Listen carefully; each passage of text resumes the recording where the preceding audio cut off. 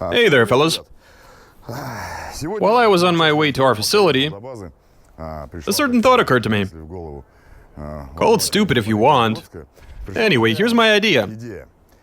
I thought, why not make an inline 8-cylinder motor? Doesn't take too lot of motors. I'm guessing you can already imagine what this will look like. We take two engines and place one right behind the other, connect them using a solid coupling, and the idea is that it'll start and run and even propel a car. I'm really keen to get some sort of result out of this, so that we can evaluate the car's acceleration with one motor, and after shoehorning the second one in there, see whether we get any sort of gains, and what the total increase would be, and just see how the car feels in general. Alright guys, so here's the deal. We were able to source a car, now we take it to the test track and do some measurements to see how fast it can accelerate to 100 k's on the stock engine. I really want to find out the acceleration figures. I mean, we do need a reference point. We want to be able to compare the numbers after we get the second motor in there. Alright, enough talk, let's do this. Dual motor LADA, 2.7 liters, 8 cylinders in a row. Translation and voiceover by BMI Russian.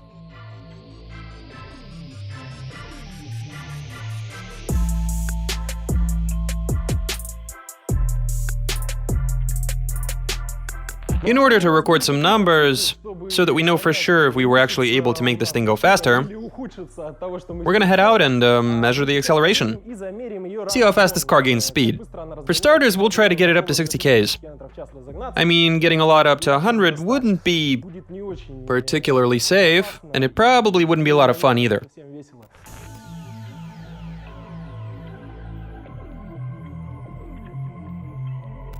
Alright, here we go.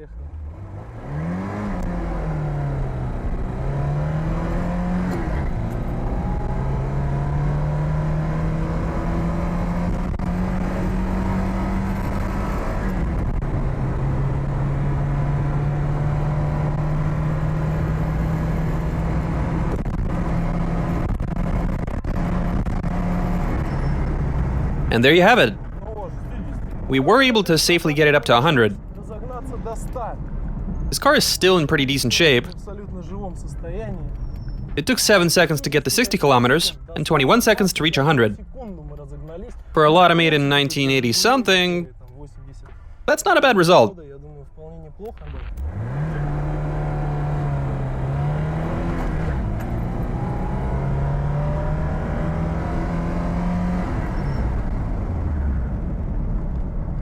We'll call that 6.5. With this particular LADA, that's the best we're gonna get. Alright fellas, so here's what we're looking at. I'm sure you're all very much aware of what a LADA is capable of in terms of acceleration. We were able to get it up to 60 k's in 6.5 seconds, and the 0 to 100 time was 21 seconds. That's pretty much what it's supposed to be. To the LADA owners out there, this won't come as a surprise. I used to have a LADA Samara myself, which was fitted with a tiny motor. Now that thing took 23 seconds to get to 100. It is what it is. Now we start implementing our plan for installing the second motor. Where do we start? We still have a bunch of stuff to figure out. Anyway, here's the basic idea. First we dismantle the front end of the car. We'll have to take a lot of this apart. After that we test fit the second motor in its current state. Then we see how that looks, start figuring out a mounting solution, and after that, we see how it goes from there. Let's get started.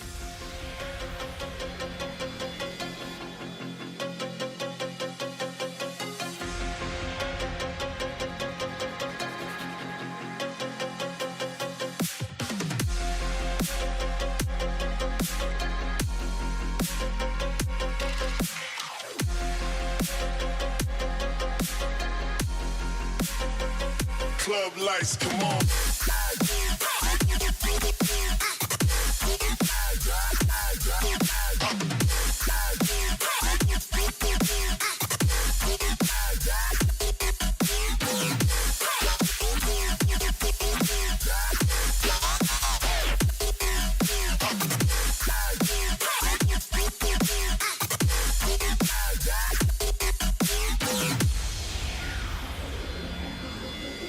Here we have a motor from a LADA 2101, the one we turned into a double-decker a while back.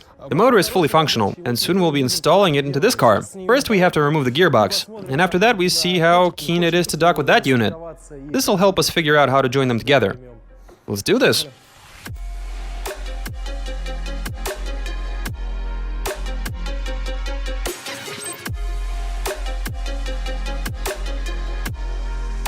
Okay, we've taken it apart. Now we'll try fitting it with the flywheel in place, the clutch pressure plate and everything else.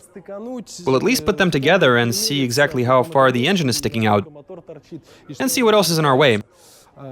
After that, we figure out how to make this work. A little more.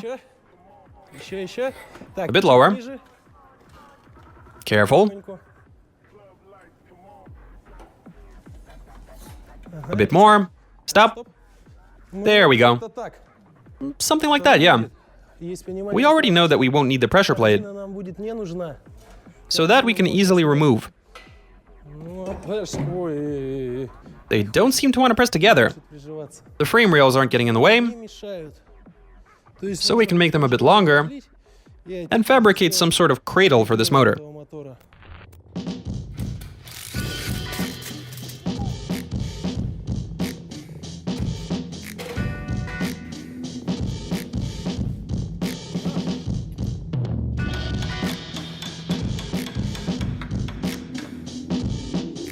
After a bit of thought, we've decided to connect the crankshaft pulley to the pressure plate.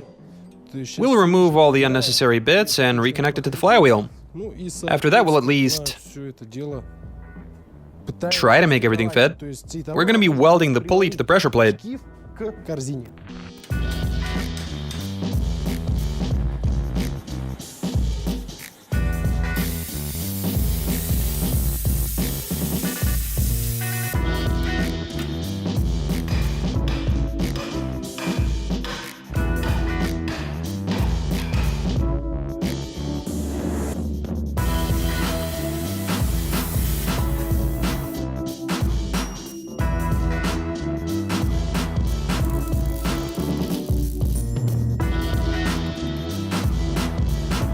Okay, so we've successfully made a cradle for the engine. Now we have to figure out how to fuse the engines together, in terms of cylinder position. For starters, we've decided to slap them together so that cylinder number 4 in this motor, which we'll be putting up front, fires at the same time as the first cylinder in the motor that we already have. First we have to find top dead center for both of those cylinders, figure out the ignition timing, and after that we connect the flywheel to the crankshaft pulley so that we can bolt them down together.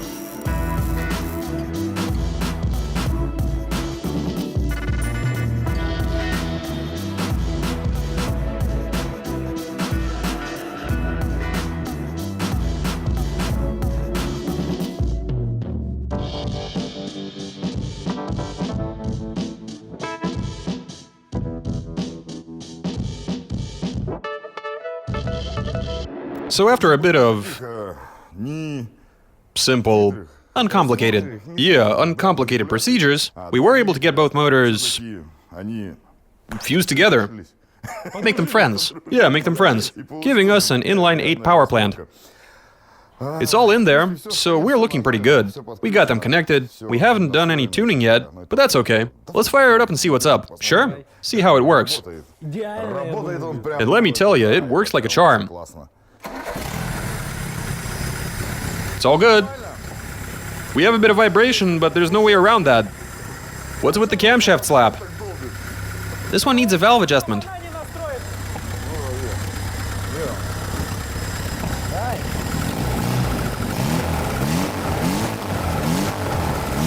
Now that's pretty stout. We should also check the ignition.